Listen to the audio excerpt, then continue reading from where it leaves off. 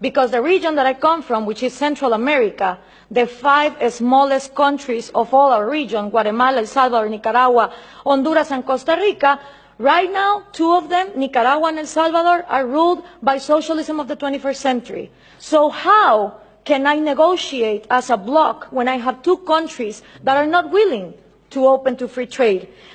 And for these 3 ways to work, you need to understand something about Latin America. I had 2 slides, 2 pictures, if we could put them on, please. The first thing is Latin America has always been ruled by dictators. Then Fidel Castro comes in, and he is successful in making a Marxist guerrilla. In the moment that Castro comes in and he makes a Marxist guerrilla, all the countries in Latin America start copying and pasting that model.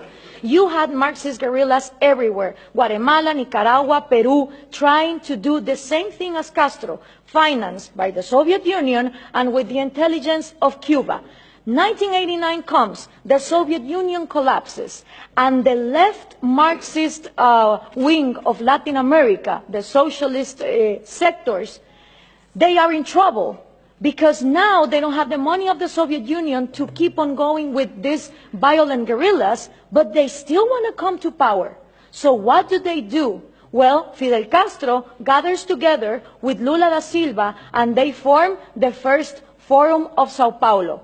The Sao Paulo Forum is a parliament that every year gathers together to further on the socialist agenda. And they start working on 1990. In 1998, they put their first president, Hugo Chavez. And that was a relief for Cuba, because the money that the Soviet Union was lacking to give, the oil of Venezuela started giving. And now that the oil prices are coming down, they are hoping for Colombia to advance on the agenda to give FARC, the Marxist guerrilla drug dealer of Latin America, places in power. If this happens, we're going to have the first narco-socialist government, which will mean that the money of drugs, it's infinite. It doesn't depend on the market like oil, and then you have another socialism of maybe the 22nd century. So what we need to understand is this regional strategy is not only put in place in Venezuela, it has been put in place and tested in Brazil, Argentina, Chile, Uruguay, Nicaragua, El Salvador. And the places where they haven't governed, they have people who are waiting to come to power. When we understand this, we also understand that when the Berlin Wall fell, and communism was a thing of the past, in Latin America, we voted for the so-called neoliberal governments, the right-wing presidents that were going to open the market. These people gathered together in the Washington Consensus, and they promised that they would give us free market. What did they do? They privatized everything. They privatized electricity, trains, radio stations, but they didn't liberalize them. They gave them as oligopolies and monopolies to their peers, and this created crony capitalism. But for most of the population, the one to blame was free market. I don't know if we can now put the picture, please. For the people, what is needed to be blamed is free market, when free market has never existed in Latin America. So it's always blaming the government, but expecting more government to come in and solve the problem, like this picture shows here. So what happened then? People started voting for socialism of the 21st century because they were going to, fix the mess that this crony capitalists did in the 90s. Venezuela was going to be the promised land. Caracas was going to be the New York City of Latin America. So what happened?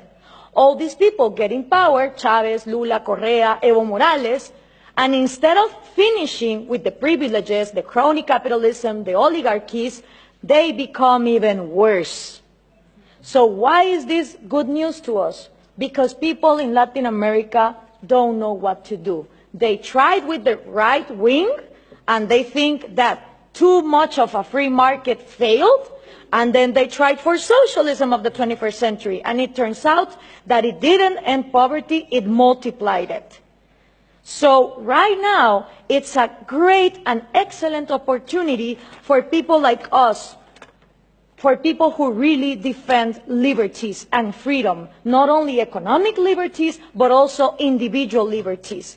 Because in a moment where there is frustration to the left and to the right, and everything has been tried, and all of them are statists who want to control the economy, is great news for people like us who want to defend freedom. The examples given here from different regions of the planet demonstrate that freedom works.